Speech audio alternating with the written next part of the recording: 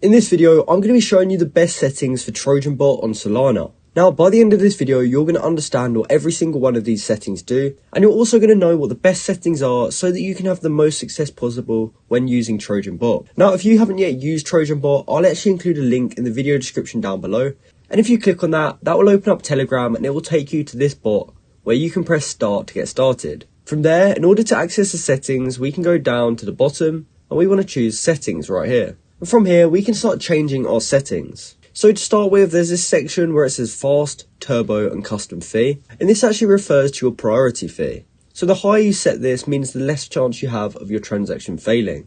Now you can set a custom fee if you want it higher than turbo, but personally I like turbo and I think it works fine. From there we can move on to buy settings and we can simply click on this to open up a new window.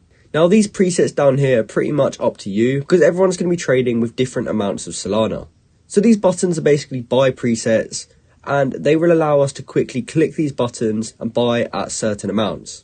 So if you click this, it would buy 0.5 Sol, for example. However, some people might not be trading with 0.5 Solana. So if you wanted to make it a bit lower, you could click on that and then we could change it to something like 0.1, for example, and that gets updated there. If we were buying a coin and we now clicked on this, it would buy 0.1 Solana instead of 0.5. And all of these can be edited. From there, you can change the buy slippage.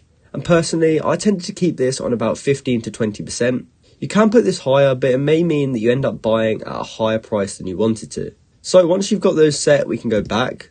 And we can now do the same for sell settings. Now this is pretty much the same thing. These two are preset buttons, and this is our slippage down here. So again, the presets are down to you. If you tend to sell 50% after it 2x's, and then 100% after a few more x's, then this could be good for you. But if you tend to sell 33% after it goes up a bit, you may want to change this to 33. But these presets are completely down to you. From there, for sell slippage, I tend to keep this on 20 to 25%. And again, same with the buy slippage, you can set it higher. However, it means that you may end up selling lower than you wanted to. But for me, 20 to 25% works pretty well. From there, we can go back. And we now see the MEV protection. Now you can actually click on these to enable it for buys and sells. However, by enabling MEV protection, it will slow down your transactions. And since we're trading on Solana, everything moves kind of fast here. And personally, I want my transactions to be as fast as possible. So I'm going to turn these off. Now there's also auto buy as well as auto sell. As you can see here, it does say auto buy will immediately buy any token or token address sent to the bot when turned on. So normally when you paste in a contract address, it looks like this and it gives us this interface where we can choose how much we want to buy. If you have auto buy set up, it will automatically buy as long as it meets all this criteria down here. And this can be really useful if you're trying to buy coins as soon as they launch. So the buy amount refers to how much you will be buying of this coin. Now the slippage is automatically a little bit higher at 35%. However, if you do have this auto buy turned on and you're trying to buy coins as soon as they launch, because it is a more fast-paced trade style. Now you can also do minimum liquidity and maximum market cap, and these can be useful if you are buying new launches. So let's just say a coin just launched and you wanted to buy it below 5,000 market cap. What we can do right here is do 5,000, and that means if we had this turned on and we pasted in a coin, as soon as it goes above the max market cap of 5,000, it will no longer buy it. However, if it does meet our criteria with our minimum liquidity and our maximum MCAP, it will buy this amount with this slippage. Now, as well as auto buy, there's also auto sell, which we can click here. And this will allow us to automatically set specified limit sell orders for any swap or auto buy made. You can add a new order by clicking add order right here. So to start with, we have to set a TP, which stands for take profit. And from here, we want to enter in the price change percentage at which it executes our auto sells.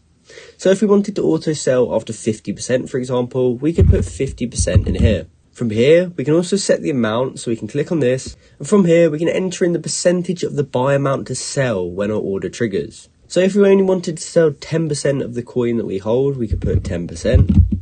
And what this means is when the coin goes up 50%, we will sell 10%. But of course you do need to make sure this is on, and you can also add multiple orders by clicking add order, and that will allow you to do something like this where you can ladder out of your coin at different percentage milestones. And for slippage, I would leave this how it is at 20 to 25%. Next up, there's confirm trades. And if it's set to red, that means that when you click one of your preset buttons to buy, like one of these right here, then that means that it will automatically buy. However, if you set it to green, you will need to confirm that you want to swap after clicking the button. So again, if you want to be trading as fast as possible, I would keep this off.